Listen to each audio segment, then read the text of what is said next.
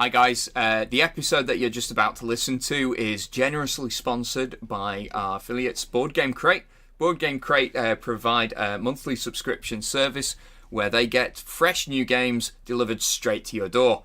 Just head over to www.boardgamecrate.co.uk, and furthermore, if you use our discount code UnluckyFrogIsAwesome, all lowercase, all one word, you'll get a cheeky little discount. It's easy to remember because it's true.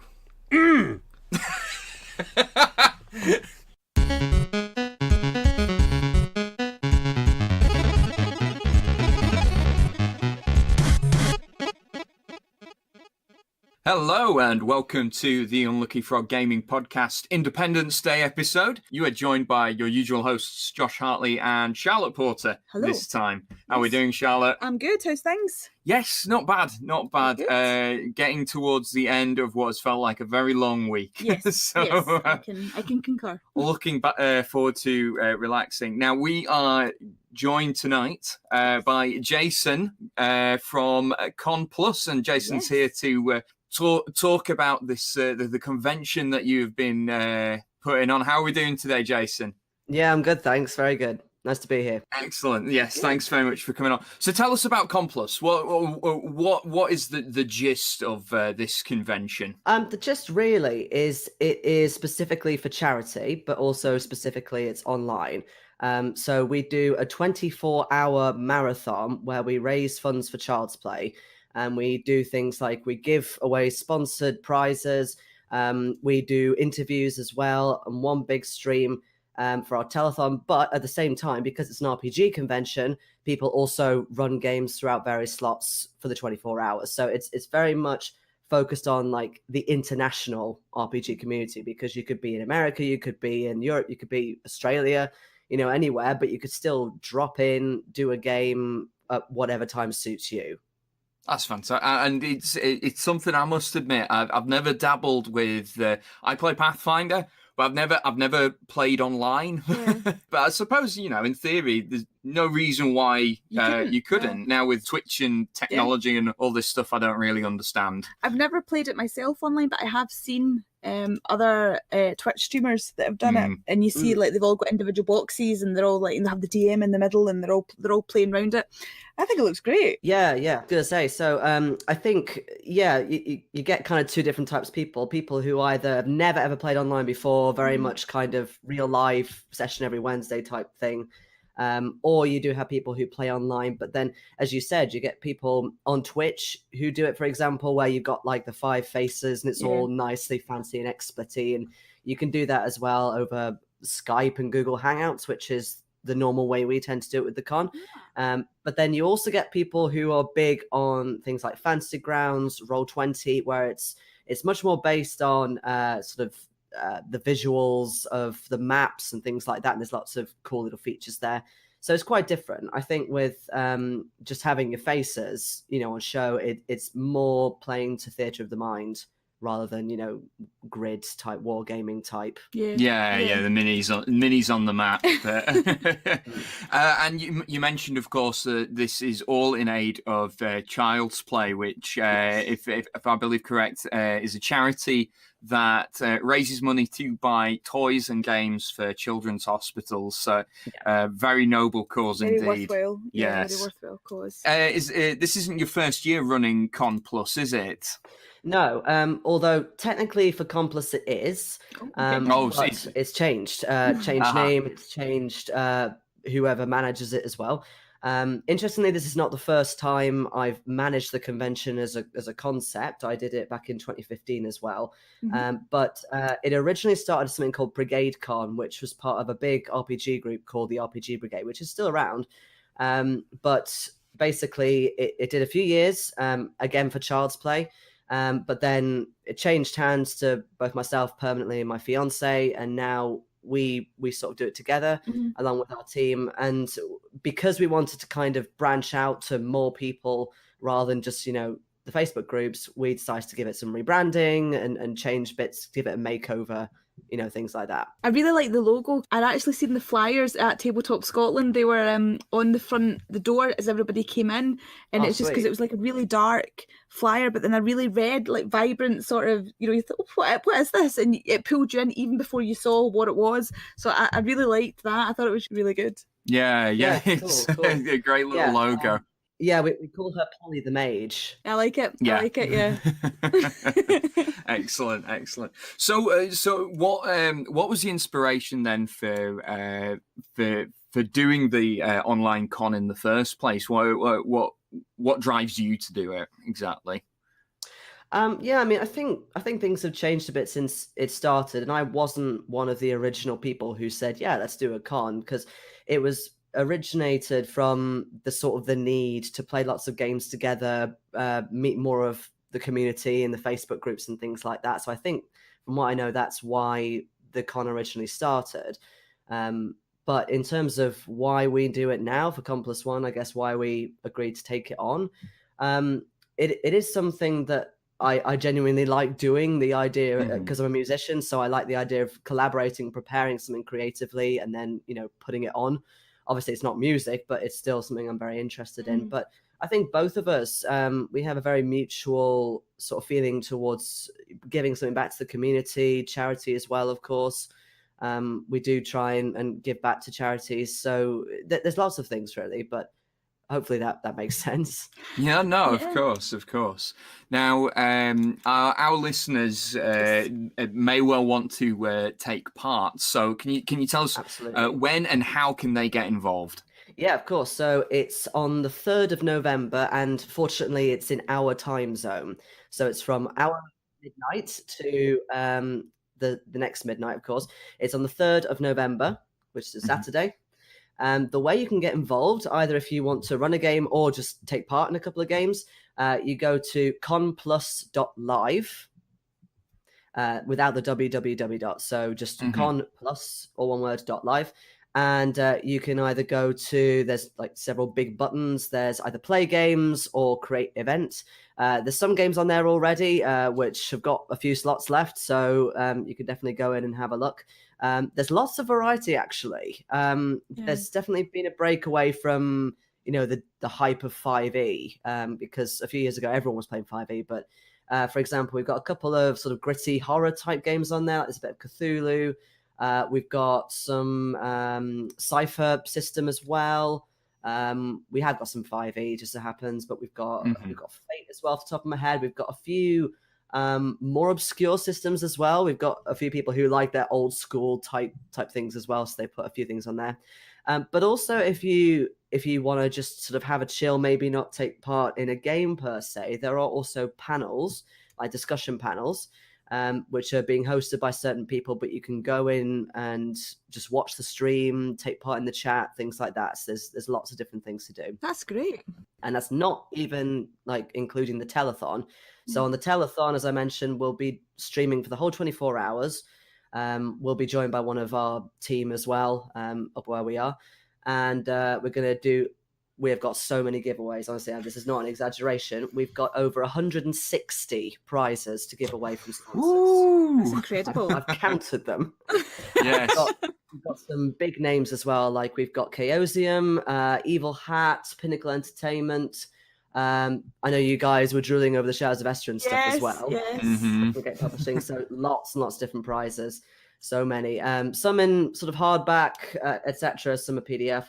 And we're going to be giving them all away on the telethon. And we're also going to be doing sponsored interviews. We're going to be doing sort of our own RPG related videos, sort of like gaming advice, how to run a convention, things like that, all throughout the stream. Fantastic. A bit of something for everyone. Well, yeah, and such a great variety. Is that way, like you're saying, you're catering to, because even I suppose if you can't dedicate, 24 hours to it, but if you know that you've got an hour to spare, you can go in and see what's going on in one of the panels, listen into one of the streams, find out what's going on. And I think that's great. Yeah, make it as accessible as possible. Exactly.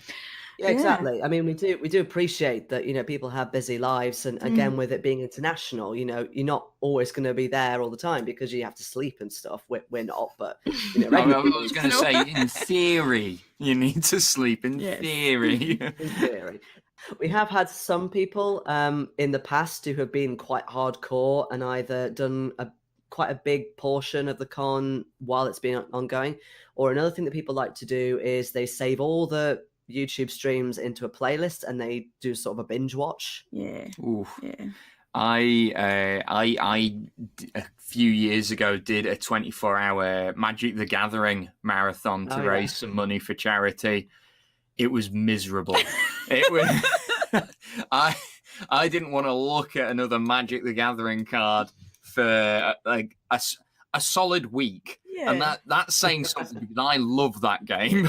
So. I suppose this is different because there is as well the whole social element to it. It's not necessarily the competitive idea as well, because like we were saying before, you know, I did play D&D for a while. It then fell sort of to the wayside. We couldn't go every week. It then became every second week, and then even then we couldn't go. And I just feel that to be able to do that over, you know, I don't know why I've never thought of doing it online before. You know, I know you could, but I just never thought, oh, I could do that. But I just, the idea of being able to do that, because it's the shared experience and the, you know, going through the narrative together and going through the challenges together, just so much more exciting than playing Magic for 24 hours. Yeah, definitely. And again, like playing online is different to playing in real life, but it is interesting when someone tells me, for example, oh, I've never done it online. I never knew that was a concept, kind of like what you were saying. Yeah. Whereas for me, because of sort of where I've lived around the country, more time for myself has been spent actually playing online with people. Yeah. Well, if you've got a gaming group from back home and you know that's really well established, and then for whatever reason you have to move out of town, it's a great way of still keeping the campaign going and getting your characters up to level 20. I'm also going to say as well, it's a great idea because I think one of the things that this is just me personally is if I've been working all day and I come home, the last thing I want to do is leave again. You know, like once I'm home, that's it. I'm in. I don't want to leave. Now that we're getting into winter, I'm like, no, that's it. I'm not leaving the house. But if I know that I can go online and I can do this, I'm like, oh, you could D&D in your pajamas, and it wouldn't be frowned upon. That is the dream. So, are you going to get a chance to partake in any of the games that are happening yourself, or are you going to be busy? So, I'm picturing you with, you know, like those old school switchboards, like plugging the internet together. Well, to be fair, we are using like lots of different cameras, so we are kind of switching in that regard. But you're not the first person to ask me that actually about, oh, am I going to be, you know, playing or running anything? We just can't. We need like all hands on deck for the stream, and especially for so many prizes to be given away, and we have quite a full sort of load of stuff to stream. So when we're not going to be on camera, we're probably going to try and nap and things like that, and we're kind of going to be taking it in turns to do it. But no, there's not really any way we could run, unfortunately, at the same time. Yeah, no, it's fair enough, and a worthy sacrifice to make it happen in the first place. And did any of the games that you've got on so far catch your eye? Anything really unusual? Yeah, I mean, I really like the look of, is it Blood and Sixshooter? Oh yeah, that's from somebody I know very well and loves his Fate games. So he does that a lot. That one's got quite a popular following at the minute, and I know he likes to do sort of fusions with genres as well. So in this example, I believe it's now what is it? It's sort of the world of Wild Blue, which is sort of Wild West, but there's a bit of sort of sci-fi by the looks of it as well. Just sort of scanning through it. So that'll be cool. The other ones that caught my eye, we have a rather nice, gritty, True 20 game called Indpendence at Wellworth Prison. So it's not D&D strictly, but it is like a simplified version of D&D. Like closely to 3.5 or more like 5th ed, or? It's a bit more towards 3.5, if anything. But again, it's simplified. Hence True 20. But the concept looked pretty cool on that. We've also got, let's see, just looking through. Oh yeah, we've got an Adventures in Middle Earth game as well, which is 5e based. I don't know if you've seen that system before. No. Okay, it's a Cubicle 7 baby, if you will. Yeah. But they've taken the 5e rules and they've done a whole supplement for Lord of the Rings. Okay. Oh, amazing! Yeah. Who wouldn't want to be a hobbit? Yeah. Although that maybe being a hobbit's playing it on hard mode, depending on how combat heavy the. Yeah, I suppose it depends where you go. There's as I said, there's a couple of old school things going on. There's a couple of more sort of homebrew stuff as well. There's a Within the Ring of Fire game, which I don't know if you've heard of that. It's quite an obscure system. I played one game of that before, but it's done by somebody in our community, as in the actual system's been created by them. Awesome, and basically, the world is a ring of fire. So if you like, the equator is at the edge of the map. Because the closer you go in, the colder it gets. It's kind of, there's a lot of sort of mythical, like, folk creatures in the game as well. So it's got a nice sort of vibe to it. It's quite different. Yeah. And I think the last game I should shout out because of who he is, firstly. Mathew Dawkins is running his own Trinity Continuum game, They Came From Beneath the Sea. Oh, yeah, that caught my eye as well, actually. This is it, because it's very old school looking World War II style imagery for that, isn't it? Yeah, so if you don't know who Mathew Dawkins is, he does some stuff with White Wolf and also Onyx Path Publishing. And I have sort of heard snippets of him at the UK Games Expo doing a Trinity Continuum game before.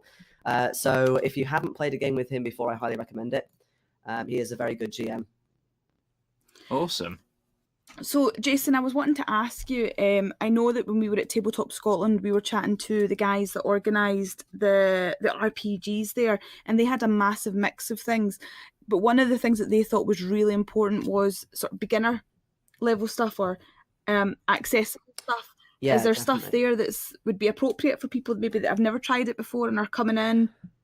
Yeah, absolutely. So as I said, True 20 is a simplified version of D&D, so that's a nice one to start with if you're really, really new. Fate is also pretty good.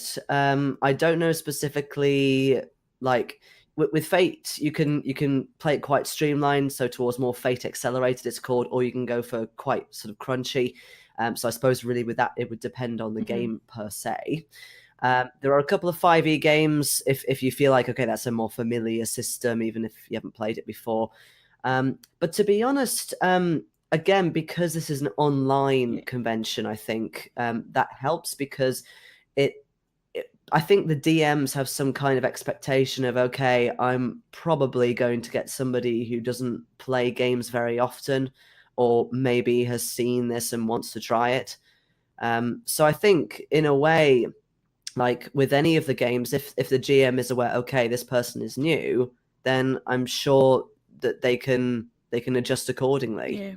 Yeah. Excellent. Yeah. No, it's really important getting getting the gateway drug into for people to get into RPGs.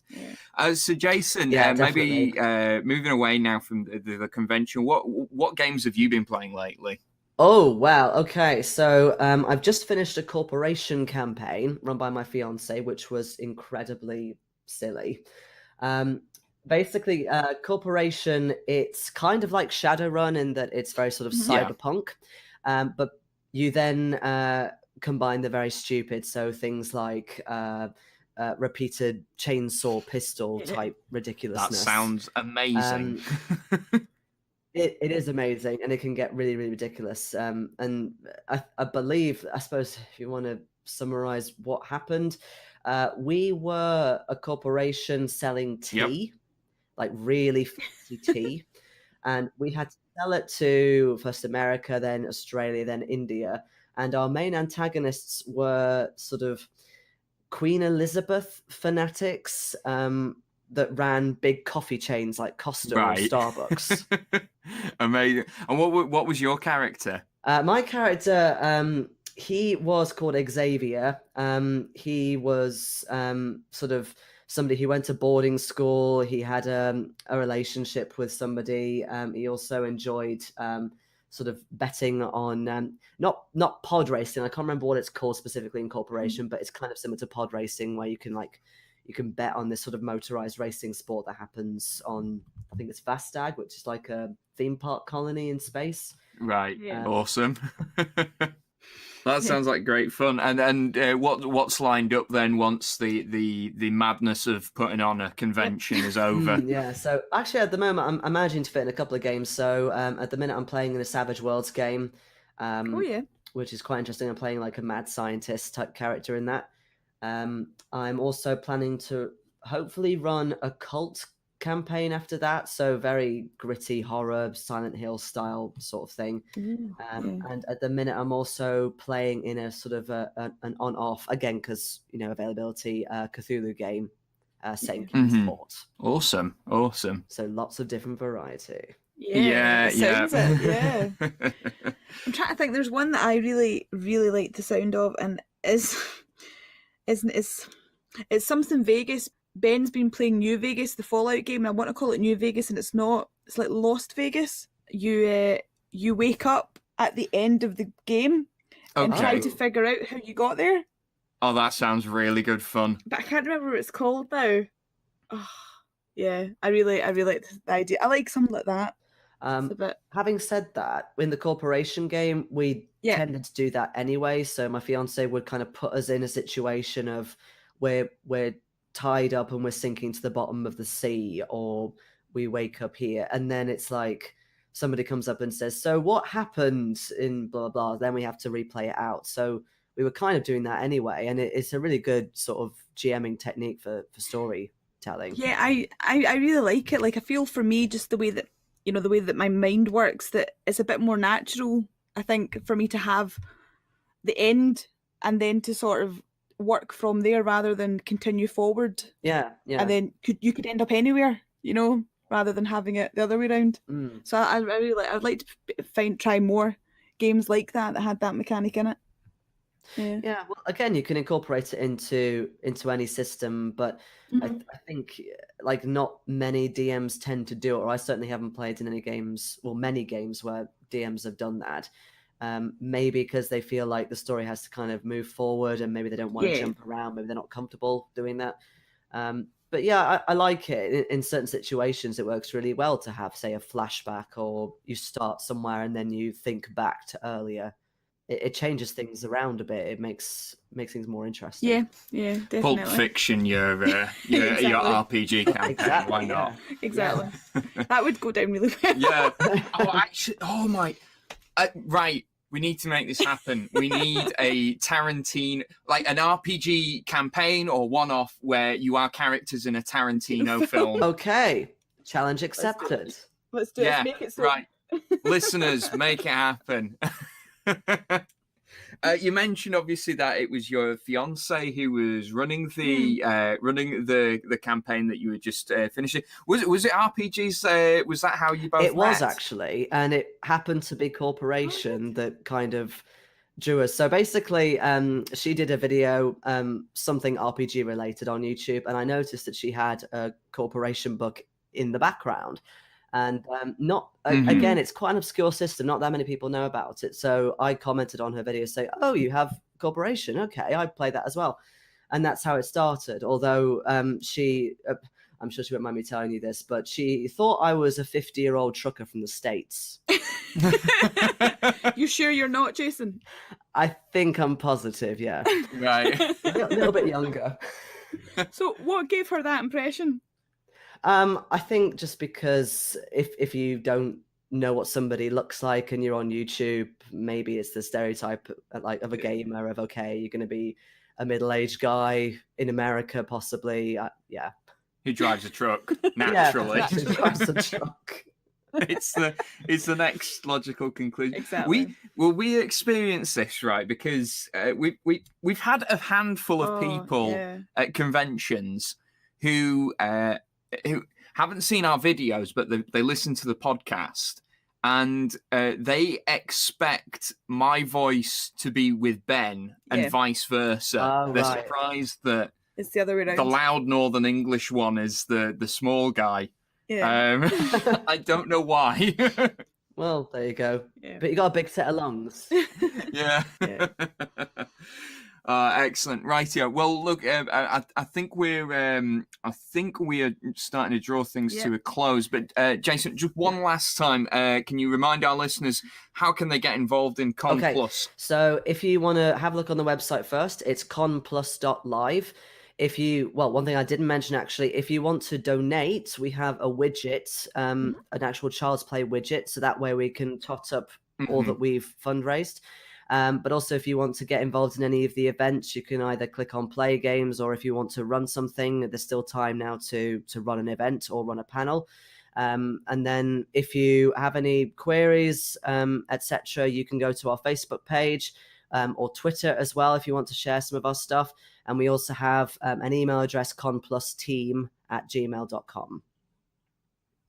Well, we'll put all the links in the show notes as well to make sure that everybody's they can just click. Click and go. Yes. Convenience. Yes. And we will see you on November the 3rd. Yes. It's exciting. Jayson, thank you very much for coming on the show tonight. And thank you at home for listening. Yep. And until next time, take care. Bye. Bye. We are Unlucky Frog Gaming, and I am Ben. Be sure to follow us on Facebook and Twitter. Just search for Unlucky Frog Gaming. You can also show your support by giving us money through the Unlucky Frog Patreon. And be sure to check out our website, unluckyfrog.com, to find out more.